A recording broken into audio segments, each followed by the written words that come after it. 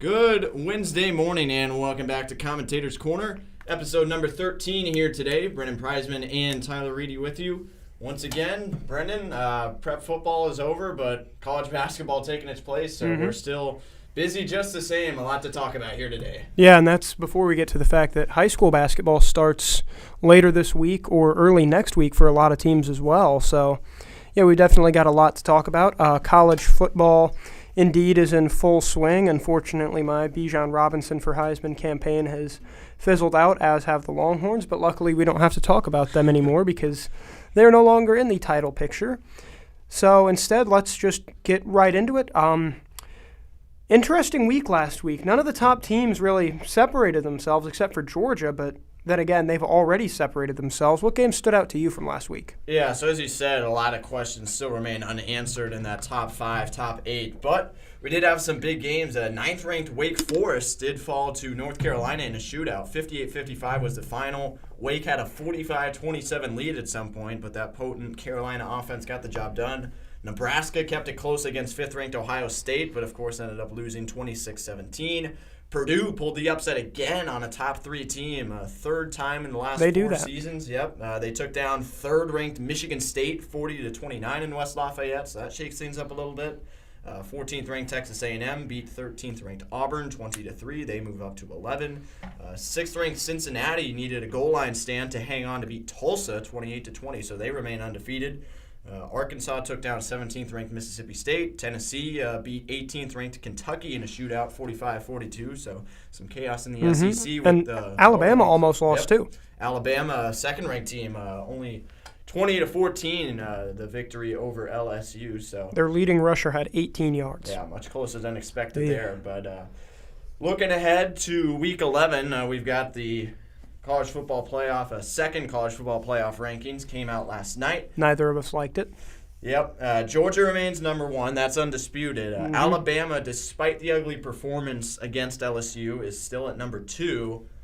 Oregon at 3, Ohio State at 4. So in that case, the committee is playing based on the head-to-head because Oregon did get the win over Ohio State in Week 2. Both those teams have one loss. Cincinnati still on the outside looking in, albeit a spot closer at number 5. But then Michigan and Michigan State, this is where the committee rejects the head-to-head because Michigan is 6, Michigan State is 7. And, of course, Sparty beat the Wolverines 2 weeks ago.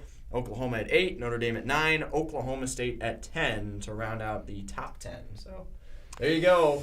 Any thoughts, Brendan? Get into it. Well, it's a little iffy for me. I think both Notre Dame and Oklahoma are really underrated. Never thought I'd say that on this podcast heading into the year, but at this point, Notre Dame's only loss is to a team that I believe is an undisputed top 4 team. And they played Cincinnati fairly close. It's not like they got absolutely blown out or anything by the Bearcats, so I don't like that. Oklahoma, they have not looked impressive in any of their wins this year whatsoever, but they still haven't lost. It's not like this is a UTSA situation where the committee can leave them out because, they never really played anybody good. Oklahoma State has a pretty solid schedule, and it's only going to get worse for them as their season goes on. They nearly lost to Tulane, but they had that win over Texas, a comeback win. And then since then, they've been fairly dominant, 52-31 over TCU, 35-23 over Kansas, 52-21 over Texas Tech. It's these next 3 weeks that are going to be key for them. At Baylor, against Ohio State, at Oklahoma State for Bedlam. And I think 2 teams that could potentially make playoff pushes or at the very least play those spoiler roles are 2 teams that I don't want to talk about at all, Oklahoma State and Texas A&M. Remember, A&M has that victory over Alabama. Yeah. So if somehow Auburn beats Bama, which could happen, crazier things have happened in Auburn-Alabama games, A&M controls their own destiny to get to the SEC title game. And if they get to Atlanta, anything could happen. We all know Georgia's got a long history of performing not so great this team looks when a the little chips are down. This team looks a little bit different. It looks a little different, but I'm just saying, crazier things have happened. Yeah, no doubt about it. And then I think Oklahoma State, they're the number 10 team in the country. I don't know how they got there. I don't know why they got there, but looking at their schedule, they've done everything they've needed to do so far, really. I don't see a problem with them being ranked this high as, a team that's 8-1, just held West Virginia to 3 points a week after holding Kansas to 3 points. So the defense, which is surprising for a Big 12 team, has been really good for them. They struggled to start the year. 3 one-possession wins to open it up against, I believe, Missouri State, Tulsa, and Boise State. So if you're looking to poke holes in their resume, you could do that there. But then they beat Kansas State by 11, beat Baylor by double digits, came back and beat you-know-who already. I'm not going to say it. Upset loss to Iowa State, but then bounced back with 55-3 over Kansas and 24-3 over West Virginia. If they win out, because remember, their toughest opponent is Oklahoma, but they have them in Stillwater. If they win out, I think they get in. Okay. I don't think they're going to. Yeah. But if they win out. You got to beat Oklahoma twice. Yes. More than likely, unless Oklahoma loses to Baylor, and then I think Baylor would get into the Big 12. Oh, no, Baylor's got two conference losses. So Baylor would need to win out and beat Oklahoma. So Baylor could still get in there, but, again, they'd have to beat Oklahoma and win out. And then hope Oklahoma loses to Oklahoma State. That's going to be tough for them. So here's the scenario I'm kind of envisioning right now, or at least the one that I think would produce the most chaos in terms of who do you put in. Mm-hmm. Let's say Oklahoma wins out, Yep. Oregon wins out, Ohio State wins out, Cincinnati wins out, Mm-hmm. and then Alabama barely loses to Georgia in the SEC championship game. Who in the world do you put in? You'll have Georgia and Bama. Yeah. Bama? No. 2 losses to Georgia. Okay, maybe. I'm not putting a 2-loss team in over any team. Even if it's the number 1. Well, they lost to A&M as well. Oh, that's right. Yep. That would not be their second loss to Georgia because they did have the A&M loss. So, you throw Bama out, but you still have 4 teams, 3 spots. And that's before we get into what if Notre Dame wins out. I don't think the resume is good enough. I know the loss to Cincinnati looks great right now, but what other quality wins are really out there? Purdue and Wisconsin are fringe top 25 teams. They're going to have to at least win out outside of the Big Ten title game for Notre Dame to have any shot at it. Here's how I think the playoff is going to end out. Georgia at 1. I think Ohio State at 2. I think the Buckeyes are going to be able to win out from here. I think the Purdue game is going to be a little bit crazy because remember what happened a couple years ago? That was the Tyler Trent year for Purdue where Purdue ended up winning 49-20, I believe it was, if you remember that. That was the Rondale Moore year where Purdue just exploded on Ohio State. I don't think that something like that is going to happen this year, but that could be a game to watch. Michigan-Penn State would be a game to watch. Michigan got put ahead of Michigan State. Do they deserve it? We'll find out as they travel to Happy Valley. Oklahoma-Baylor, again, that could decide which team of those two is going to play in the Big 12 title game. Purdue-Ohio State I've already talked about. Texas A&M, Ole Miss, that's going to be an interesting matchup. A&M is top 15. I think Ole Miss is as well. I'm trying to... Mississippi State's 15. Or Ole Miss. It's Ole Miss. Are you looking at next week or beyond? Next week. This is all just next week right now. Well, this coming week, A&M plays Mississippi State. Am I? From what I've got. I've got A&M at 11, Mississippi State at 15 playing each other. Oh, let's see here. Am I tripping? What am I looking at?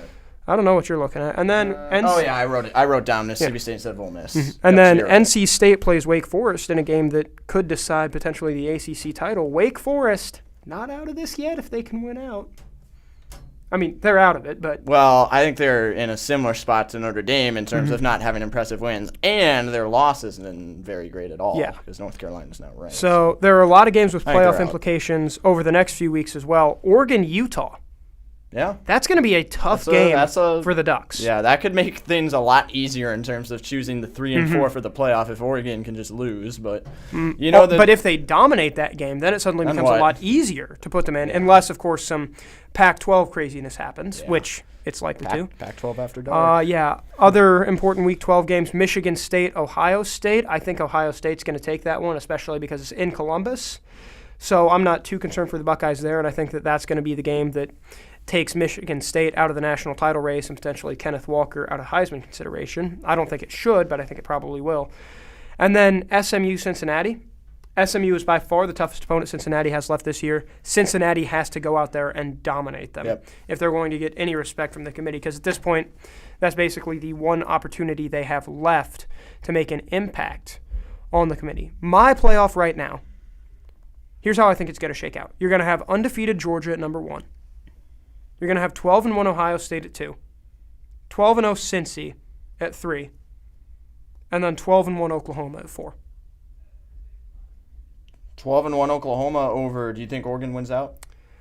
I don't. You don't? I really don't. I mean, I could see it happening, but I think if you're the committee and you look at an Oklahoma loss to, say, Baylor compared to the Oregon loss to Stanford, I think you let Oklahoma in over them anyway.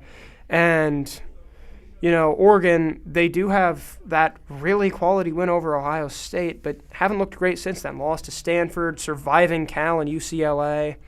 They beat Washington, but Wazoo has pulled some chaos in the past couple of years. Utah is a tough game. And then you've got the Oregon State game as well, and that's before we even get to a potential Pac-12 title berth.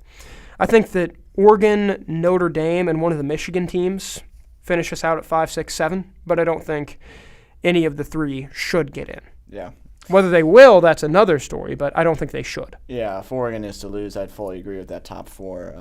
I mean, it just feels like next team to lose, you're out of here. And it feels like we've got an extension of the playoff, honestly, just these last 3 weeks. And you've got to win out if you want to have a chance at this Ohio thing. State plays Michigan and Michigan State. There's no better opportunity than that. Yeah, that's like a qualifying round. But it's already basically like the playoffs expanded to 12. Yeah. It's great.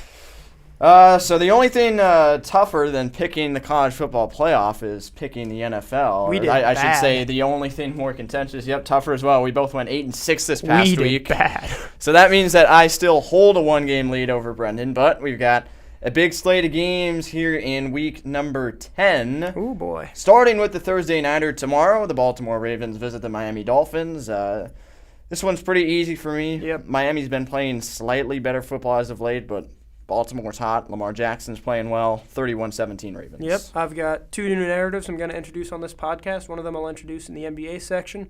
The other one I'll start right now. Lamar Jackson is an MVP candidate, people. He's coming for it. I saw Aaron Rodgers suggested by, I think it was Dominique Foxworth today on Get Up. Yeah. He's not winning it. Yeah, I saw 4 of the suggestions. Brady, Jackson, Murray, Rodgers. I think right now it's Jackson, Murray, Brady in that order. And I think Lamar is going to have a nice little show against Miami on Thursday night, 34-20 Baltimore. All right, taking it to Sunday, Atlanta visiting Dallas in a game that has some shootout potential. Cowboys just got embarrassed by the Broncos, lost 30-16, didn't score until garbage time. Falcons got a big win over New Orleans in the Superdome on a last-second field goal. Younghoe Koo has been clutch this year. However, I don't think they'll be needing any last-second field goals on Sunday. The Cowboys will have a nice bounce back. I think Dak will have a nice day, and the Cowboys will win 31-27. Yeah, I actually don't think it'll be a shootout. I think that the Cowboys' defense especially is going to be incredibly angry with the way they played last week because they played extremely, extremely poorly. So I think that the Cowboys come out and they just hit the Falcons in the mouth. The Falcons, I think, are a little overconfident. Cowboys are stinging from that loss. I think this is going to be more of a defensive battle, but the Cowboys have a far better offense than the Falcons do. I've got 24-7 Dallas. Saints at Titans. New Orleans had the loss to Atlanta. Tennessee playing some really inspired football after losing Derrick Henry. We all thought they'd head into Los Angeles and get shellacked by the Rams last week, but it was Tennessee that did the shellacking with a 28-16 win on Sunday Night Football, and I think the winning will continue for the Titans. Yep. 27-23 over New Orleans. They're playing good football. I don't think they're even going to give up that many. They're playing inspired football. Their defense has been incredible. Their receiving core I thought was going to be a little better than they are heading into this year, but they're still solid enough. The offense can get things done. I've got 27-16 Tennessee. Indianapolis looks poised to make a playoff run after last week. Jonathan Taylor ran wild for 172 yards against the Jets. The Jacksonville Jaguars coming into town this week. Got the win over Buffalo, shockingly, 9-6, but I think Indianapolis is too hot right now. I don't think they're going to have any issues with the Jags. 30-17, Jonathan Taylor, hottest running back in football, probably going to finish as the league leader in rushing yardage, and he'll add to it in a big way. 30-17, Indy. Yeah, I think Carson Wentz might be good again. 14 touchdowns, 2 interceptions so far this year. He's getting there. He's finding something with Michael Pittman. He's coming back. I think the Jaguars are starting to figure out an identity, though, so I think they're going to, scrap for this game, but I don't think it's going to be enough. I've got 23-16 Colts. Cleveland at New England. Browns got a massive win in Cincinnati last week. They lost Odell Beckham Jr., released him. That was no problem, as the narrative has been throughout Baker Mayfield's career. Cleveland got the 41-16 win. Nick Chubb had a big day. Patriots got the victory in Carolina despite Christian McCaffrey's return. They shut down that Panther offense. However, I think Cleveland, the story is just going to continue. I feel like they're a different team when OBJ's gone. Baker Mayfield seems to be a much better passer. And I think they won't have much of a problem with New England, honestly. 27-13. Yeah, I don't think they're going to have much of a problem either. Baker Mayfield is at his best when he's playing ticked off and when there are a whole bunch of doubters, and the doubters are starting to get loud. Patriots aren't really that good. They're maybe fringe wild card contenders, maybe especially in that really, really weak division. They could beat up on the Jets and the Dolphins all season long if they wanted to. But the Browns are much better than the Jets and the Dolphins. I've got 34-21 Cleveland. Speaking of that weak division, it looked a lot weaker last week with Buffalo losing to Jacksonville. This week they head to MetLife Stadium to take on the Jets. I think Buffalo will have a decent bounce-back performance, although I still don't think it's going to be exactly to where they want it to be. They had a lot of problems offensively in East Rutherford last year. I remember they had to kick field goal after field goal after field goal with Tyler Bass. Couldn't find the end zone at all. I think we'll probably see something similar, a somewhat close, low-scoring win, 26-17 for Buffalo. Yeah, the Jets are one of those teams that most NFL franchises love because it's that thing where you can come in when you're struggling and just beat down on them for 3 hours and get out with a win. Definitely a needed bounce back for the Bills, but it's one they're going to get. 35-13 Buffalo. Pittsburgh hosting Detroit. Steelers offense not looking too bad at this point. Got the last-second victory over the Bears with some help from the officiating crew on Monday Night Football. Yeah, a lot. But Najee Harris is looking good. Ben Roethlisberger has been manageable as a quarterback so far this season, at the very least. It's not a word you want to hear from about your quarterback. Well, it's an improvement from what it's been over the last year. That's very true. Steelers over Lions, 28-13. Pittsburgh's defense will have no issues. Yeah, 21-10 Pittsburgh. Detroit, well on their way to becoming the second imperfect team in franchise history. That's going to be fun to see, especially because the NFL draft appears like it's going to be kind of a crapshoot this next year. So who do you pick number one? Yeah, no kidding. Tampa Bay visiting Washington in a playoff rematch from last season. The birth of Taylor Heineke was at Wild Card game last year when Washington went up against Tampa Bay, and he gets another shot at Tom Brady this week, but I think he will lose once again as Tampa Bay, coming off a bye week, offense rolling along just fine. They haven't had any issues this season, and I think it'll continue 30-21. Yeah, 28-17 Tampa Bay. They are still a Super Bowl contender. We both saw Tom Brady get suggested as a potential MVP in that show we were watching this morning. But, Buccaneers are far better than the football team is. Washington's got a good defense, but they haven't really played an offense as good as Tampa's yet, and Tampa should coast to a victory, I think. Arizona hosting Carolina in the late window. Cardinals destroyed the 49ers with a bunch of backups. Kyler Murray was out. DeAndre Hopkins was out. A.J. Green was out. Chase Edmonds went out early with an ankle injury. And it didn't matter. Yep, Cardinals still destroyed San Francisco, and I think they'll do the same to Carolina. Christian McCaffrey can only do so much. Sam Darnold did not look good at all last week. Well, he's hurt too, yep. Which might be a blessing in disguise for the Panthers, let's be honest. We'll see. Arizona's defense, though, one of the best in the league. I believe they're ranked second or third in fantasy at least, and then in the league itself, they've been great as well. 31-13 win for Arizona is my call. Yeah, I definitely think that's fair. I've got 34-14 Cardinals. It's just they are trying to get among the league's elite this year, and they're getting really close to knocking on that door. And then Carolina is not doing that. So, yeah, Cardinals should win pretty easily. So 5 games left to pick. All we're of our even right games now. so far, we've been Dead even so far. Vikings at Chargers. Minnesota took Baltimore to overtime last week but couldn't get it done. Chargers won close in Philadelphia. Justin Herbert had one of his best games of the season, probably second only to the Browns game. I think he'll have another good one. Vikings defense is okay. They got lit up by Lamar last week, though, and I think Justin Herbert will roll again to a 27-24 win. Yeah, I do think it's going to be close, and my apologies to Cole Mack, who is a member of the media team and a Vikings fan, but he's used to it. Yeah, the Vikings are still the Vikings, and they're going to lose a close one, 30-27 Chargers. Denver hosting Philadelphia. Eagles, I just said, had the close loss to L.A. Denver got the big win in Dallas last week. They look like they're playing inspired football, a lot like Tennessee. I think it'll continue. Eagles just don't show really any kind of explosiveness, in my opinion, and Denver's a kind of defense that can shut just about anybody down, Ooh. Even explosive teams like Dallas. And Ooh. if you got an unexplosive team like Philly coming in, Denver win 24-17. No, you're wrong. All right. I've got Let's 17-16 Philadelphia.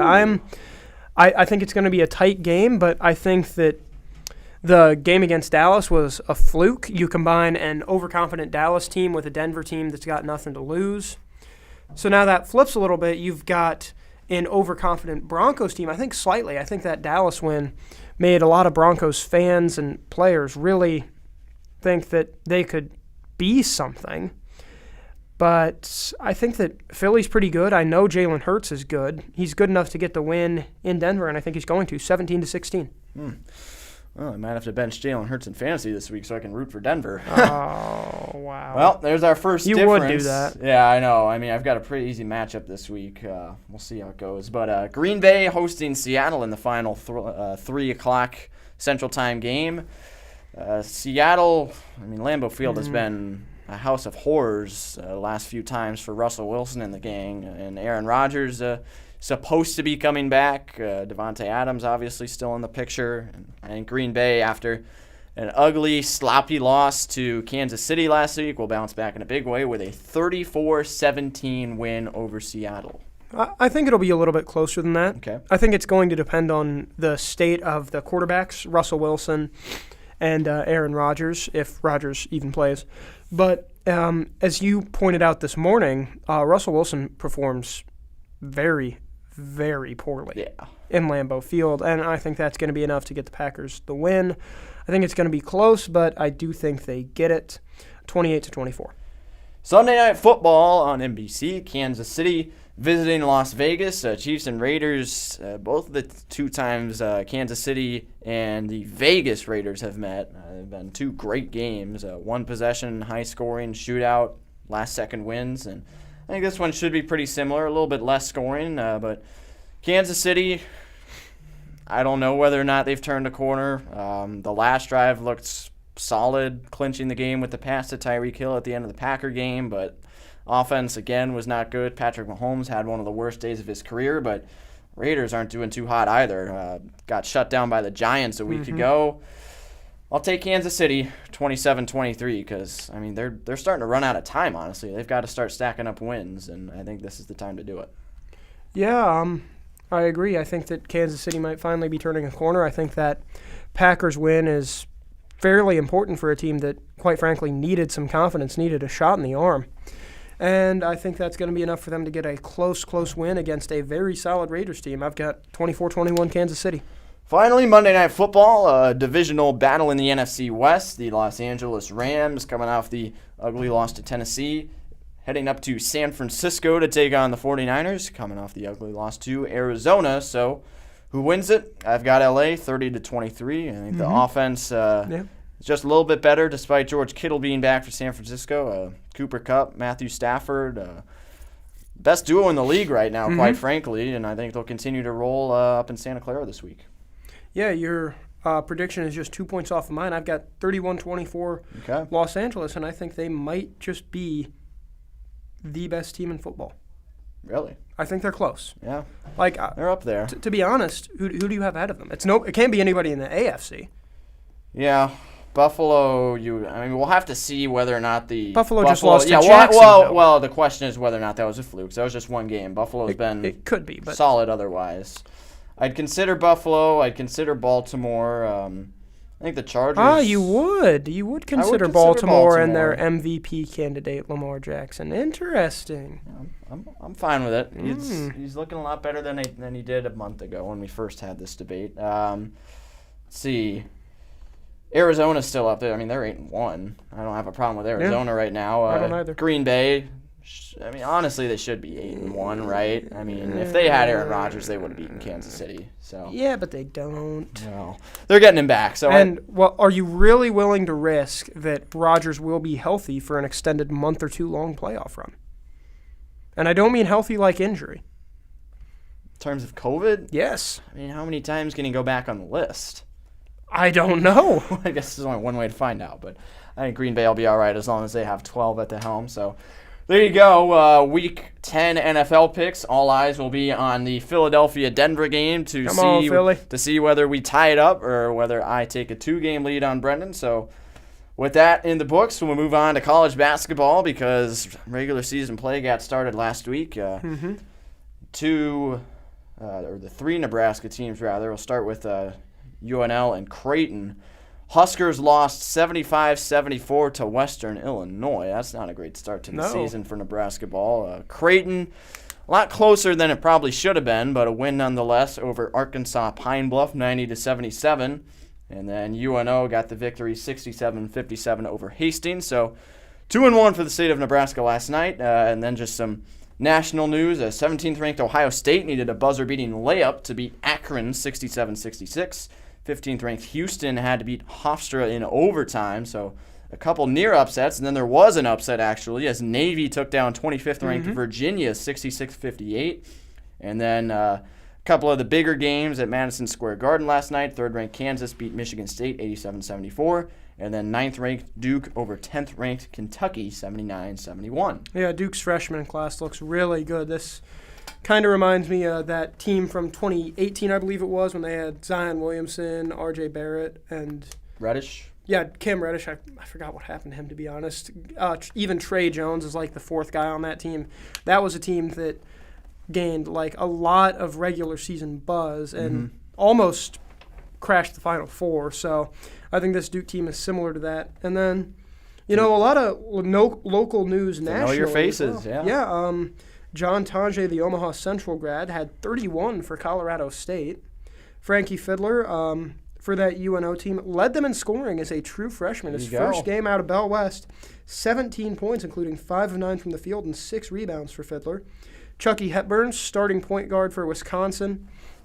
First true freshman to start for the Badgers since Devin Harris in 2001. Wow. Harris, I think, had, I want to say, a 10 or so year NBA career, so that's a good sign for Chucky. I think Chucky's game is built for it in the long term. He had 13 points, a rebound, and an assist, 2 of 3 from 3. We saw him hit a lot of three-pointers last year. Donovan Williams out of Lincoln North Star, 7 points for Oklahoma State, 4 of 4 free throws, 3 steals in 16 minutes for him as well, so pretty impressive. St. Thomas for Loyola Chicago, 13 points, 5 of 7 from the field, 3 of 5 from 3. He looks like he could be a contributing piece to a team that might make another March Madness run this year, potentially. Kyle Lutke, the prep grad, 10 points for UNO in their win. The most hyped recruit out of all these guys, Hunter Salas, went to Gonzaga, did not start, only played 13 minutes in Gonzaga's blowout victory because Gonzaga's a deep, deep team. Yeah. But 9 points in 13 minutes, a pretty satisfying opening day for Salas, I'd say. Other than that, nothing too crazy. Latrell Wrightsell had 2 for Cal State Fullerton. But, yeah, definitely good to see the 402 getting represented. There's a lot of talent, both in college currently and going to be in college next year. This high school basketball season's going to be fun. Yeah, this one, and then, just like we were spoiled last year, just to think about it. Absolutely. We got all these guys playing D1 minutes and racking up points, and we saw them time and time again last year. So, yeah, great time for high school basketball last year and then going into this year as well. A lot of big-name recruits still out there. So, moving on to professional hoops. Great time for this as well. Yep, some storylines from the last couple days. Steph Curry knocked in 50 points to outduel Trae Young and the Atlanta Hawks, 127-113 on Monday. we'll get to the what is happening in a moment. I'll probably do the NHL real quick before that, but the what is happening relates to the NBA. Yes. Check of the standings. The East is loaded. Oh, my gosh. The only two teams that you can really tell are bad and playing to the expectations of being bad are Detroit and Orlando. Everybody else is either good and not playing so great right now, good and playing great, or not great but playing well above expectations. So the East is stacked right now. Oh, it certainly is. Jimmy Butler is leading Miami to a 7-3 record. He's got 25-6-6 right now for his averages. The Kyle Lowry acquisition was huge for them. They look rejuvenated, quite frankly. Obviously, you've got the Nets, who still haven't gotten going. The Bucks still haven't gotten going. Philly, behind Joel Embiid MVP push, is looking really good right now. But, yeah, the East, I could see potentially 5 or 6 teams getting out of the East. If the Hawks figure stuff out, I include them in that group as well. But definitely a lot of fun to watch. The West, a little bit more different right now. The Warriors tops at 9-1. That might be a little unsustainable for him. Yeah. I know Curry's going off, of course. 28 points, 7 rebounds, 7 assists, 43%, 39%, 98% shooting right now. He's the MVP leader right now. I don't think there's any doubt about that. Nikola Jokic, 25, 14, and 6 averages for him. Denver 6-4. We'll get back to him in just a minute. Paul George, I'm going to start this narrative now. Paul George for MVP, folks. 27, 8, and 5 averages. Clippers are 6-4. They've now won 5 straight.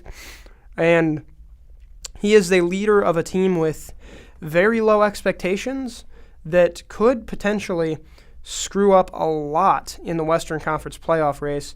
So I wouldn't be surprised to see him potentially get an All-NBA berth and, potentially some MVP consideration. I've also got some hot takes from the past couple of weeks. So, first one, and this one I don't think is that much of a hot take. I think it's fairly obvious, but this year's MVP will have won it before. I don't think there's going to be new blood. Right now, I think it's... Yeah. I think the top 3 right now are probably Steph Curry, Giannis, Nikola Jokic, Giannis, Kevin Durant even. Yeah. I mean, unless Paul George goes absolutely ballistic and is able to sway a lot of voters to his side, I think it's a former MVP that wins it. I think John Morant makes first-team All-NBA. I really like what he's been doing with Memphis, and I feel like even if the Grizzlies' record doesn't show it, because, to be frank, I'm not sure they're going to make it out of the play-in tournament this year. I think that Morant will have enough gaudy numbers and enough highlight plays that he's going to be considered, at the very least, one of the 5 or 10 best in the league. I don't think Boston will make it out of the play-in tournament. Yeah, sounds about right. I mean, it just looks like they're struggling. Yeah, I mean, that's about where the expectation was to start the year. And there appears to be an alpha dog battle among the Celtics right now as well, so I don't think that's happening. The Clippers will have home games in the first round, as will the Cleveland Cavaliers. Cavs, okay. Yes, they've got like 6 guys in double figures right now. Their big ball lineup, they've got, I think, 3 7-footers that they can play all at once. That's a fun lineup to watch. Yeah. And then the only thing I worry about with Cleveland is just youth and inexperience with big game situations. I mean, can they sustain it over the course of the year? I love what they're doing right now. It's just a question of longevity. I mean, Jared Allen did have a couple of big game experiences on the Nets for past couple of years. So he won Player of the Week last week. So there's a chance he could help lead that team, help be kind of the veteran leadership they need. And I also think I've figured out who the 1 seeds are going to be, and they're going to be 2 of the dynasties from the 2010s. I think it's going to be Golden State and Miami. Miami? Yes. Wow. It's a pretty bold one with Brooklyn, Milwaukee, and Philly out there, but all right. Philly's going to collapse. It's a hot take for a reason. I don't think Milwaukee has that one. They don't need to have the 1 seed this year. They've proven that they can climb the mountain anyway. Yeah, and true. Brooklyn is just chaos right now, so I'm not touching Brooklyn with a 10-foot pole until they figure something out. All right, then. Before we get to the what is happening, a quick recap of the Hockey NHL. Florida, Carolina, St. Louis, and Edmonton are your division leaders. Carolina just 1 loss so far. Florida only 2. The Eastern Conference, just like the NBA, looks loaded in the NHL as well. I believe, excluding overtime, the Metropolitan Division, every team has a winning record aside from overtime losses. Because you know how NHL does 5 wins, 3 losses, 4 overtime losses. that kind of thing. I did not know that. So that's how they work the standings. So if you throw out overtime losses, everybody has a winning record in the Metro. And then the Edmonton Oilers have the top 2 point getters in the league, Leon Draisaitl with 23 and Connor McDavid with 22. That offense fun to watch as expected. And then Alexander Ovechkin, what else is new? He continues to roll even at his – he's basically the Tom Brady of the NHL. Yeah, he's been doing it for a while. Yep, 11 goals leading the league as he continues to climb up the rankings and the all-time records. So congrats to Alexander Ovechkin. I believe he tied Brett Hull for 4th maybe. He tied somebody about a week ago for goals scored. Good for him. Yep, congrats to him. Finally, Brendan, to close it out. What is happening? Oh, it's good that we have that back. We missed it last week, didn't we? Yeah, sure did. Yeah. But Well, that was a little bit of a different week. So, yeah, what is happening, actually, 2 players and teams that we talked about just a few minutes ago. The Denver Nuggets and the Miami Heat played each other 2 nights ago, I believe it was. And Denver was putting on the finishing touches of a fairly dominant win over the Heat, establishing themselves as a contender in the Western Conference again. Let me see. Yes, a 113-96 victory. Nikola Jokic, 25 points, 15 rebounds, 10 assists, but that's not why this game will be remembered for him. He was dribbling the ball up half court after a rebound when Markieff Morris came in and fouled him from behind. Looked like a little bit of an elbow to the ribs, so bit of a hard foul. I personally didn't see too much of an issue with the foul itself. Maybe a little bit excessive, but nothing crazy. Jokic saw red. He went after Morris. Decked him in the back. Morris went flying, basically. Ended up rolling around on the ground as if he were a soccer player, to be quite frank. So Jokic has been ejected. He got ejected from that game, excuse me. He's been suspended for Denver's next game.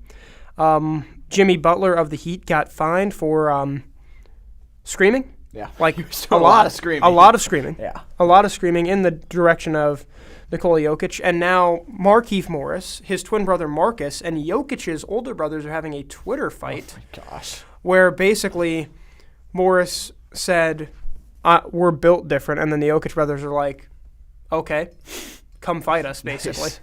So that's interesting. I don't know if you've ever seen a picture of Nikola Jokic's brothers, but they're about as big as he is, and he's basically an offensive lineman. Well, yeah.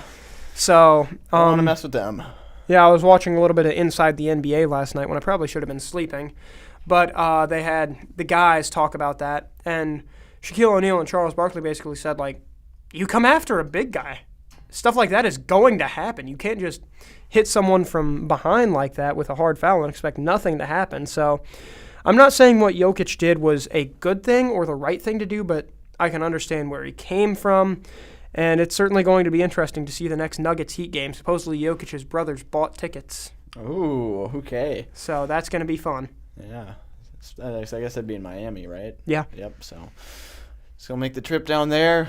But, yeah, interesting situation there. Sports are in full swing, and we'll be back next week to give you another update. We'll have the next college football playoff rankings out. We'll move a step closer to deciding things there. We'll see how the NFL picks turn out. Either we'll be tied or I'll be 2 ahead. And a little bit more NBA, maybe a little bit of high school basketball in there as well. We'll know our state championship matchup for high school football as well. Oh, that's true. Yeah, we're going to the Omaha North Gretna game this Friday. Yep, we're covering that. That'll be fun for Omaha high school football, so make sure to check their Twitter account and all the stuff that they're doing because they do some great work for it. Yep. And we're happy to be a part of that. So I guess we'll just close it out now. Thank you all for tuning in. Happy first full week in November, everybody. Hope that you're dealing with the darkness better than I am because I am not taking it well. Everybody have a good week. Watch a lot of sports, and we'll see you all next week. Yep, same time next week, Wednesday morning, will be our next opportunity to film an episode. We'll see you then. Episode number 14 coming up next time. Have a great weekend, everybody. Watch some sports. There's plenty of it out there for you. And Brent and I will see you next week. Have a great weekend, everybody.